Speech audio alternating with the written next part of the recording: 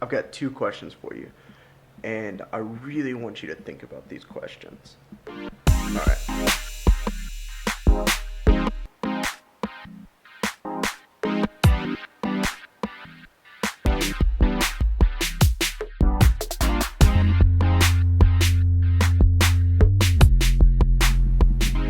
So, question number one is simply this. Have you ever said a prayer? Have you ever just sat down and talked with God? And I don't mean because you feel like you have to, because you feel like you should, but have you ever really just sat down to talk with God? The second question I want to ask is if you've ever heard somebody else pray. So, prayer looks so different for everyone.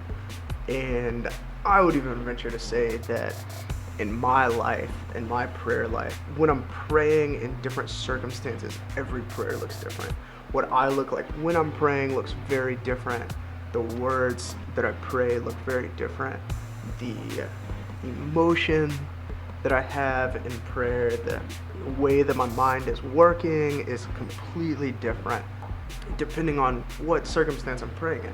It's interesting to me. I love listening to other people pray, and I love talking to people about this.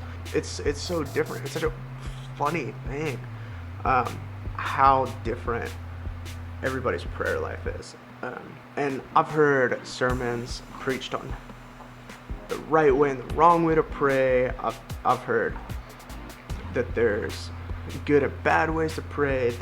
I've heard all kinds of stuff about it. But at the end of the day,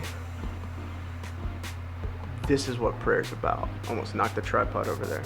At the end of the day, here's God, and here's us. And at the end of the day, the most important part about prayer is the fact that it is connecting us to and with God. That's a pretty intense drawing there, and I'm sure that it greatly helped you understand that. But like I said, the important thing about prayer is to do it and to pray and to just take the time out of your day to just talk to God and to be in conversation with our Savior and our Creator